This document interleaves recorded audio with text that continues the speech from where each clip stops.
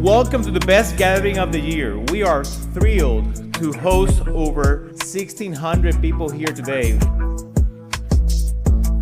We come together not only to celebrate the fantastic conference, but also to honor a remarkable milestone. We are proudly commemorating the 40th anniversary of our association, an amazing journey that has left a permanent mark on our industry. So big round of applause for NAEMSP, 40 years of doing amazing work.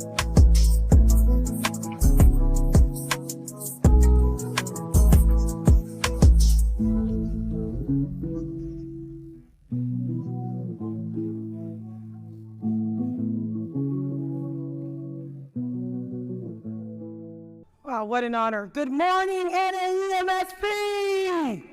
Are we revved up or what? Imagine you're in a room with Jackie Robinson, Neil Armstrong, Billie Jean King, Charles R. Drew, or Dr. Nancy Caroline. What do these people have in common? They were the first. They broke the ceiling. They changed our society and our culture and our global world for the better. Well, ladies and gentlemen, we have that opportunity today. Our keynote speaker is one of those trailblazers. From orphan to pioneer, the first layperson to intubate a patient.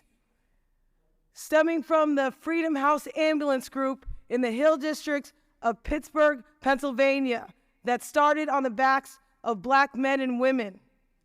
We are so honored today to have this guest. And in addition, thanks to all of you, individually and NAEMSP as an organization, hopefully one of the next Congressional Gold Medal awardees. So with no further ado, I want to introduce our keynote speaker, Chief John Moon.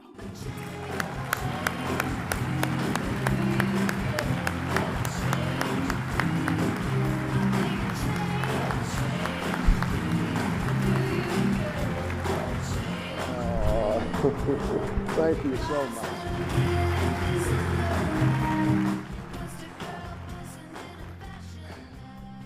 Thank you, thank you, thank you. It's an honor and a privilege to be here. It's ironic that when I thought about coming here, I expected a crowd of about 50 or 60 people. So you slightly exceeded those expectations. But what you all are doing right now is fulfilling the desires of my heart. And that desire is to make sure that the important part of history, the foundation of EMS as we see it today, is not forgotten. So what I'm going to do this morning is I want to take you on a little trip. And we want to go back in time, let's say back into the early 60s. And I want to take you back there because this was long before that was the 911 system. It was long before that was even paramedics. It was long before that was even medical directors.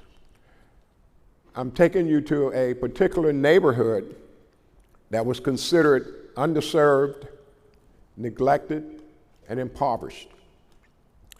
And in that particular neighborhood, we had to rely on law enforcement, obviously the police, to provide medical care to an underserved, neglected community. Now, in the real world, that would be okay. But the problem with that is the community had a very adversarial relationship with the police. So oftentimes, you would call a 7-digit number, request assistance. They decided whether they wanted to come or not, how long it would take them to get there. And I want you all sitting here this morning to try and imagine a police vehicle pulling up in front of your residence, 2 officers getting out, coming inside and escorting you and putting you in the back on a canvas cot, and both of them getting up front and taking you to the emergency room. That would be hard to imagine today. But yet the EMS systems today, we take for granted. We just assume they were always here.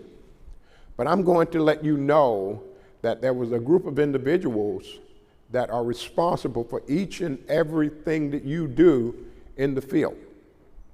These individuals went by the name of Freedom House Ambulance Service. And it was a nonprofit organization that was primarily designed for job placement, job training. There was even a little mini food bank in there to distribute food to an underserved, neglected community. So a visionary of mine came up with the idea that if this organization can deliver food to the residents of this neighborhood, why can't they deliver medical care to them? Because the residents had no way to get back and forth to doctor's appointments. They had to rely on the police. Remember that adversarial relationship. So there was no compassion, no empathy, or none of that available. So the community as a whole, this organization decided to do something about that. And in doing that, they were able to select 25 people that had no concept of what pre-hospital care is as we see it today. People that perhaps didn't have it all together. And in doing that, they were put in a training program that was the most sophisticated training program that had ever been done in this country. They spent time in emergency rooms, in intensive care units, in the operating rooms, in the OB/GYN area of hospitals. They even spent time in the county morgue for anatomy and physiology. And once they did all of this training, it was designed to bring the emergency room to the person. Now, the individual behind all of that was another visionary, and his name was Dr. Peter Saffer. Dr. Saffer at that particular time was the chief anesthesiologist of Presbyterian Hospital and the critical care medicine department. And the problem with Dr. Saffer was having at that time was he had trouble getting people to believe that you could actually bring care to the person in their homes, in their workplace, in their schools, and that would determine their outcome. But very few people believed him. So he had trouble getting there. So all of a sudden this organization shows up and says, we're looking for help for our community. And in turn, he said, this is a great idea that I have, so let's merge them together. So he takes these individuals and places them into a training program. And once they're completed, they are the most highly trained individuals in the country. And they're all black, because that was one of the requirements for him to train them. And in doing that, they also were very responsible for ambulance design as you see it today. The seat at the head of that patient, we designed it.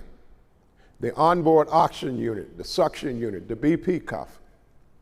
You are right now looking at the very first person to do a tracheal intubation in the field. It had never been done before. And you're also looking at the very first person at that time that had a high school education that went into an operating room and intubated a patient that was being prepared for surgery. That's how intense this particular training program was. So you take these individuals and you place them into the street, and that presents its own set of challenges. The community itself wasn't accustomed to it. The emergency rooms were not accustomed to it. So in doing that, we had to train the community that we're bringing the care to you, and we also had to train the emergency rooms to expect the patient coming in that had an IV, that was already intubated, that was on a heart monitor. Freedom House was the very first unit in the country to transmit an EKG from the field back to the emergency room. And as I look around you today, I often think that this country is in an opioid crisis. And the drug of choice to treat that is what?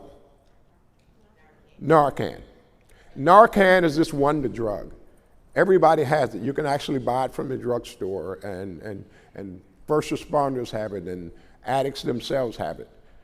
But what people fail to realize is we at Freedom House administered Narcan back in 1973. We were the very first people to take it out of the emergency room into the field to treat heroin overdoses.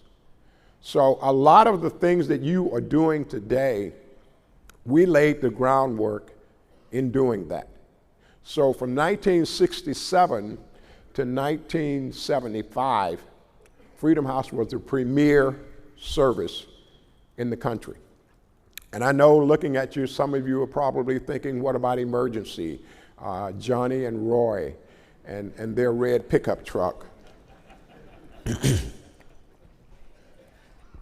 I'm here to tell you the producers from the television program came to Pittsburgh and rode on Freedom House's ambulances to take that concept back to California. In addition to that, Freedom House's paramedics went to Los Angeles and trained Johnny and Roy on what to do in the case of an emergency. So we're going way, way back. Now, getting further into Freedom House's tenure, we handle roughly about 50,000 calls, which consisted of cardiac arrest, childbirth, burns, auto accidents, violence. Everything that goes on today, we were able to take care of it, not in the hospital, but at the person's home, residence, or street, or wherever we found them. The problem with that is that we were reserved to one community, and that was the Hill District. In the perfect world, that's all well and good. But what I want you to keep in mind is that you have an underserved neighborhood getting better pre-hospital care treatment than your affluent communities.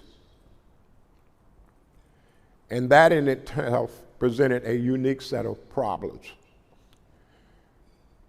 During that time, the people in the affluent neighborhoods decided to say, how dare you provide better medical care to those underserved, poor people in the Hill District.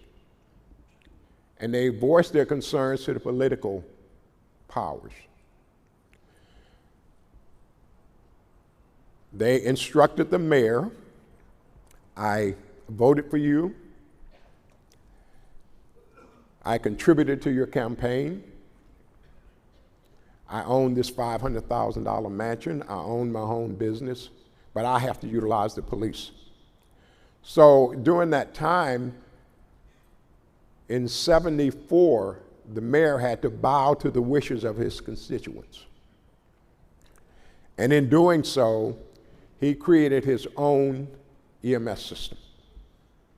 And there was no room in it for an entity such as Freedom House. Now, Freedom House just wouldn't go away. They didn't just step back and say, okay, you have this. And since that didn't happen, a strategic plan was created. Can you imagine today, all of you paramedics, being told you cannot use your lights and sirens to go on an emergency call? That's unheard of. That was one of the constraints that the mayor placed on Freedom House. In addition to that, Freedom House had a contract with the city of Pittsburgh to provide emergency care in the business district. So in order to make it problematic for Freedom House, I will withhold my funding for you. And, which is very critical, we see where the political problems arose. The problems of racism reared its ugly head. Now, when I say this, I don't want any of you that are affiliated with the city of Pittsburgh to think that I'm a disgruntled, retired former assistant chief. I love Pittsburgh EMS. I love the people that work there, and it will always have a special place in my heart. So I do not expect Chief Gilchrist to show up at my door, text me, or call me, because I'm not talking about her department, but I'm talking about a different time. When the city of Pittsburgh started their department, they brought in an entirely white organization, all males from the suburbs that had no idea, no concept of what it would be like to work in an urban environment. Unfortunately, they brought with them their stereotypical mindset that it was the most dangerous place in the world. You can't trust the individuals there. So they came with knives and guns and the vehicles at that time, and we're talking about 1975. The trucks themselves had handcuffs on them. The units themselves had 7-cell flashlights, not to find your way around in the dark, but to use as a weapon because I'm coming to this dangerous neighborhood. So I have to protect myself. On top of that, the paramedics were dressed just like police officers. So it was not unusual for the paramedics themselves in an EMS unit to pull up alongside of a car that perhaps went through a stop sign and pull it over and say, "How dare you? Didn't you see that stop sign?"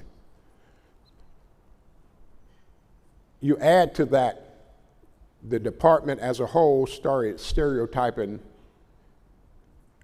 underprivileged, underserved neighborhoods.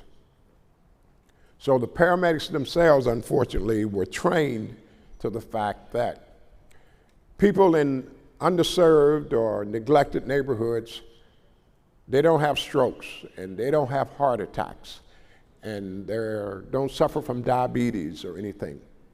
The only problems or calls you're going to get in those neighborhoods are domestic violence and drug overdoses and shootings and things of that nature.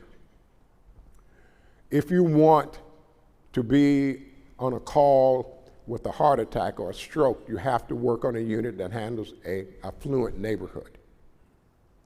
So you take that stereotypical mindset and you put it out into the community, and it creates an entirely different set of challenges within itself.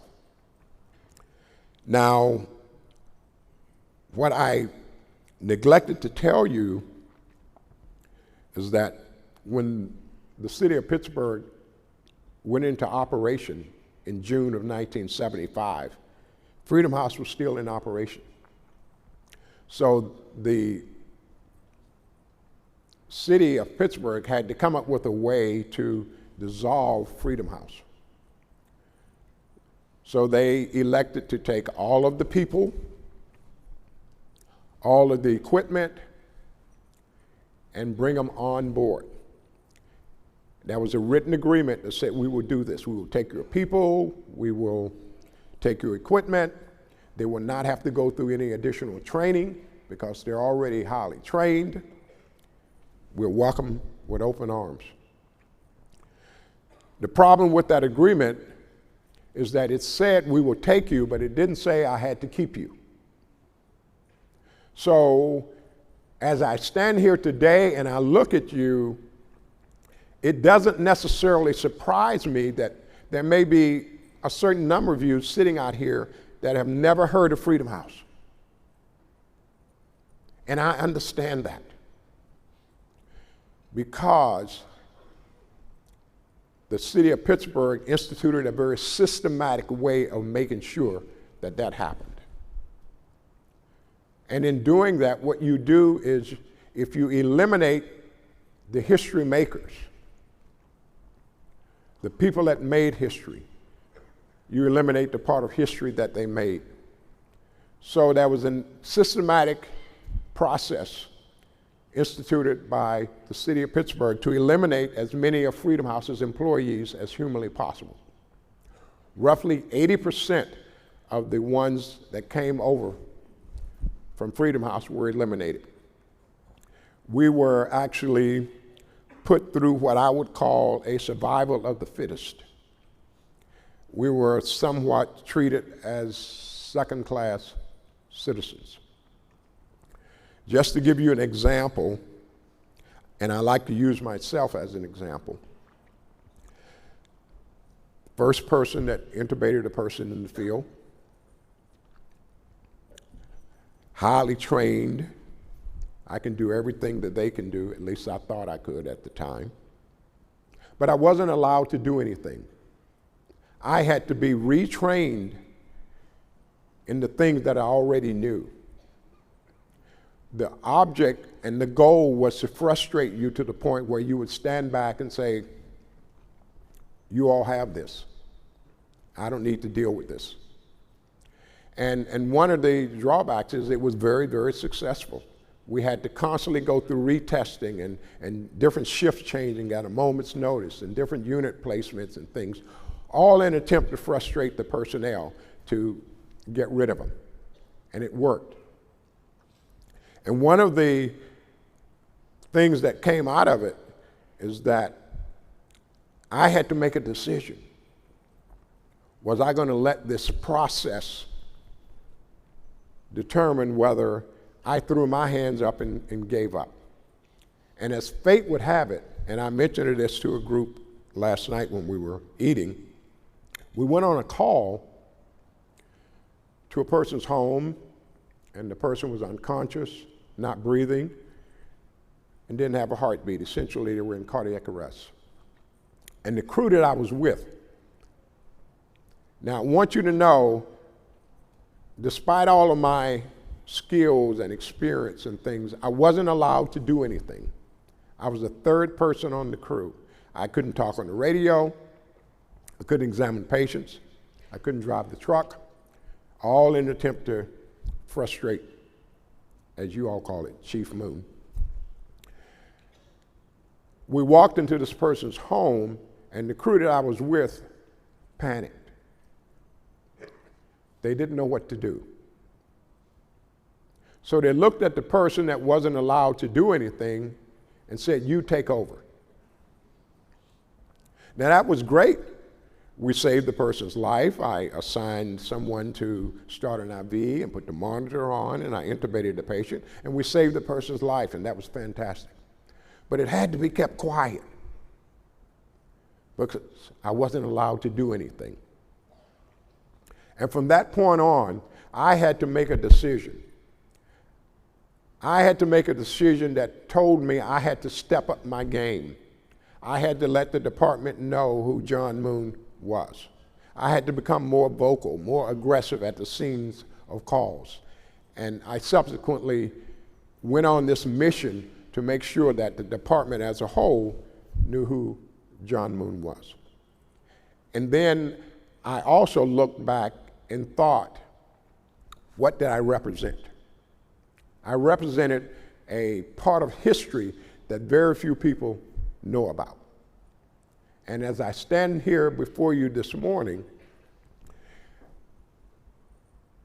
I am somewhat dismayed about that. And as a result of that, I've gone on this personal mission to make sure that this part of history is never, ever forgotten.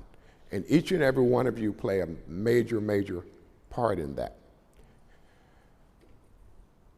What I also want you to know is that I'm not the spokesperson. I'm merely the spokesperson. This isn't about John Moon. This isn't about me. It isn't about my career or anything.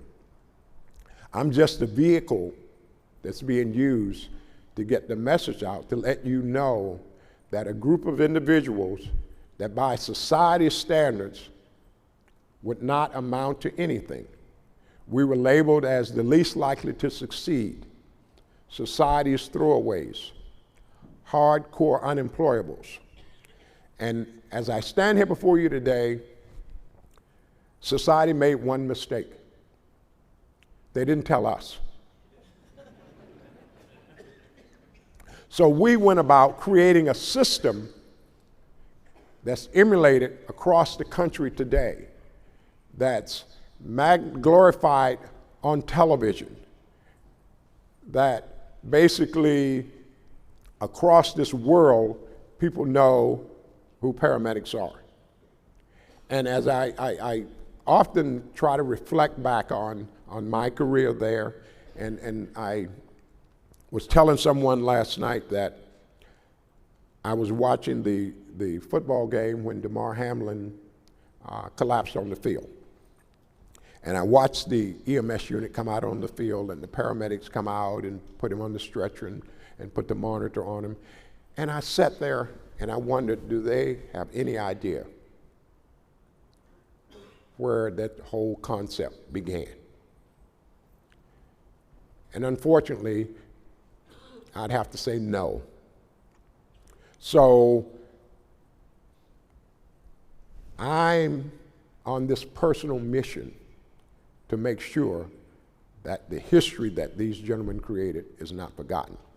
And I reflect back on my time there.